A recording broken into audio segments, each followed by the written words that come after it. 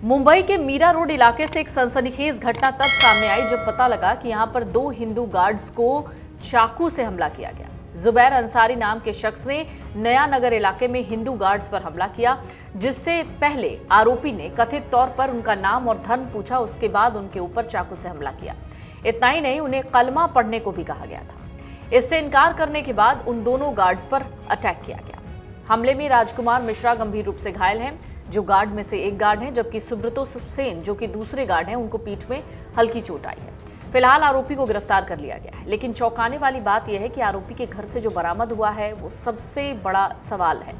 Police को 27 अप्रैल को सुबह लगभग 4 बजे मीरा रोड के नया नगर पुलिस स्टेशन के पास ही नया नगर मीरा रोड ईस्ट के योकार्ड अस्पताल के पीछे एक अंडर कंस्ट्रक्शन अस्मिता ग्रेड मिशन भवन में सुरक्षा गार्ड्स पर हमले की खबर मिली। इसके बाद पुलिस की एक टीम तुरंत मौके पर पहुंची। इस केस की जो जांच है अब महाराष्ट्र एटीएस ने अपने हाथ में ली हुई है। वजह है कि ये जो आरोपी है जुबैर, उसके घर से कथित तौर पर आईएसआईएस से जुड़े कुछ संदिग्ध और कट्टरपंथी सामग्री बरामद हुई है। जांच एजेंसियां अब कथित अकेले काम करने वाले आतंकी के एंगल से देख रही है।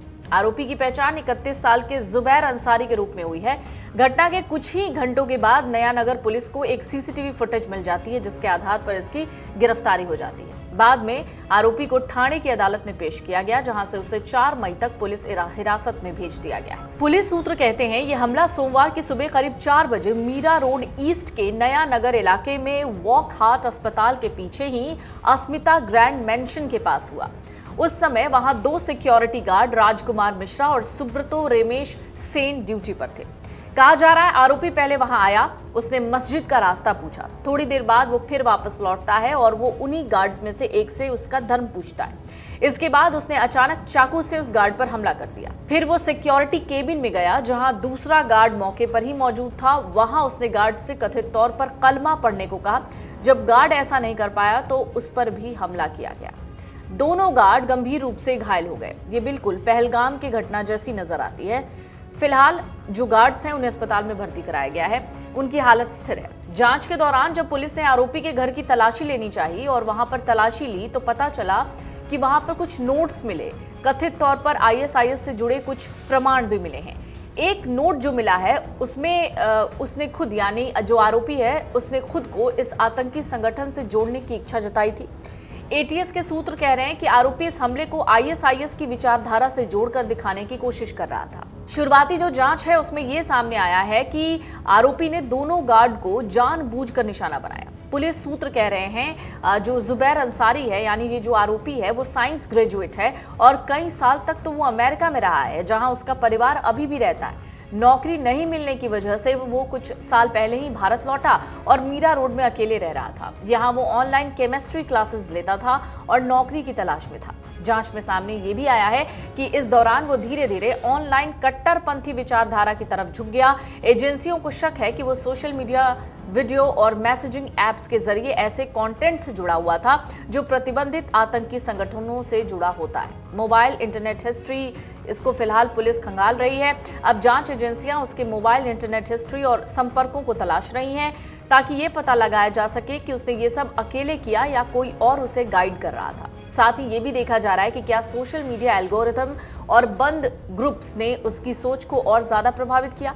सूत्रों के मुताबिक आरोपी ये जो जुबैर है, उसने एक नोट में आईएसआईएस, लोन वुल्फ, जिहाद और गाजा जैसे शब्द लिखे।